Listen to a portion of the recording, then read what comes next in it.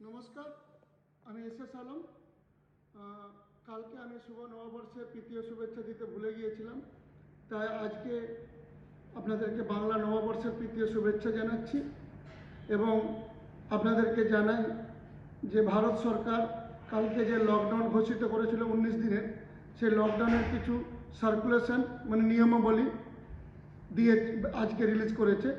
আমি সেই নিয়মাবলীগুলো আমার এই ফেসবুক পোস্টের উপর দিকে আমি পোস্ট করে দিচ্ছি, আপনারা নিশ্চয়ই দেখবেন এবং আপনাদেরকে অনুরোধ করছি যে আপনারা লকডাউনটাকে পুরোপুরিভাবে পালন করুন, কারণ এখন ভারতের স্থিতি খুবই খারাপ অবস্থায়। সেই জন্যে আপনারা মোটেও কেয়ারলেস হবেন না, কারণ আগামী দিনে যদি এটা বিস্ফোরক স্থিতি হয়ে যায়, ভয়ঙ্কর পরিস্থিতি হয়ে যায়, তাহলে আর কন্ট্রোল করা যাবে না, কোনোভাবেই কন্ট্রোল কেউ করতে পারবে না। তাই আপনারা প্লিজ দয়া করে আপনারা লকডাউনটার যে নিয়মাবলী আছে সেই নিয়মাবলীগুলো পালন করুন, কারণ গভর্নমেন্ট বলেছে যদি কোনো জায়গায় স্থিতি ভালো দেখা যায় তাহলে তারা কিছু ছাড় দিতে পারে। বাট পশ্চিমবঙ্গে যে অবস্থা দেখা যাচ্ছে যে এখানে এখন উৎসব পালন হচ্ছে, যেহেতু বাঙালিরা উৎসবকে ভালোবাসে, যেহেতু একটা লং ছুটি পেয়ে গেছে, সেই ছুটিটাকে এখানে উৎসবে পরিণত হয়ে গেছে পশ্চিমবঙ্গে। আমি পশ্চিমবঙ্গের বাংলা যারা বাসী তাদেরকে আমি অনুরোধ করব যে এটা ছুটি নয়, এটা মহামারী।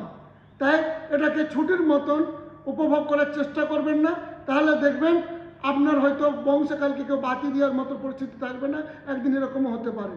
তো তাই আপনি এবং আপনার পাশাপাশি যারা আছে আপনারা এটাকে সিরিয়াস নিন এবং এটাকে সরকারের নিয়মটাকে পুরোপুরি পালন করুন। আমাদের পশ্চিমবঙ্গ সরকার তারও অনেক কিছু ঢিল দিয়ে রেখেছে, সেই ঢিলটা আগামী দিনে কতটা ঘাতক হতে পারে ভগবানই জানে। তবুও সরকার যেটাই বলুক না কেন আপনারা নিজের দায়িত্বটা কমসে কম পালন করুন। আমাদের দেশের পশ্চিমবঙ্গের পুলিশ, সিভিক পুলিশ, ভলেন্টিয়ার এবং ভিলেজ পুলিশ এবং আশাকর্মী তারা দিনরাত যেভাবে খাটছে, যেভাবে পরিশ্রম করছে, যেভাবে সচেতন করছে, এটা পূর্বে কোনোদিনও এদের এরকম ভূমিকা দেখা যায়নি। কিন্তু তা সত্ত্বেও আপনারা হয়তো সতর্ক হচ্ছেন না কিংবা সতর্ক হওয়ার চেষ্টা করছেন না। তাই এখানে এই উৎসবের যে পরিস্থিতি আছে, এই উৎসবের পরিস্থিতিটা আগামী দিনে যে কী ভয়ঙ্কর রূপ নিতে পারে সেটা আপনারা হয়তো কল্পনা করতে পারছেন না কিংবা কল্পনা নেই আপনাদের। তাই আপনাদেরকে যেসব রাজ্যে এখন খুবই কঠিন পরিস্থিতি, সেসব রাজ্যে যদি আপনারা খবর নেন কিংবা সেসব রাজ্যে আপনারা যান কিংবা সেখানে যদি আপনাদের কেউ পরিজন থাকে তাদের সঙ্গে কথা বলেন, তাহলে বুঝতে পারবেন যে সেসব রাজ্য প্রথমে তারাও ঢিলা ছিল, তারাও সিরিয়াস ছিল না, কিন্তু পরে তারা আজকে কি অবস্থা হচ্ছে তারা নিজেরাই বুঝতে পারছে। এমতন অবস্থায় আপনারা জানেন যে ভারতে বিভিন্ন শহরে হাজার হাজার স্বর্ণশিল্পী আটকে গেছে এবং এই স্বর্ণশিল্পীদের একটা বড় সংকট খাদ্য। আমি তাদের জন্য অনেক কাজ করছি এবং করার চেষ্টা করছি।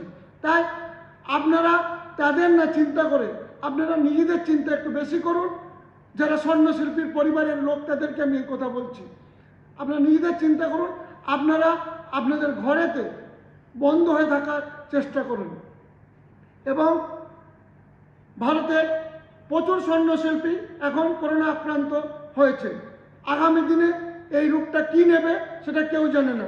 তাই আপনাদেরকে একটা অনুরোধ যে আপনারা আপনাদের পরিবারের যারা বাইরে আটকে আছে তাদেরকে প্লিজ রিকোয়েস্ট করে তাদেরকে বাড়িতে আনার চেষ্টা করবেন না। যদি তাদেরকে বাড়িতে আনার চেষ্টা করেন তাহলে দেখবেন তারা তো অসুবিধা পড়বেই, তার সঙ্গে আপনারাও অসুবিধায় পড়বেন।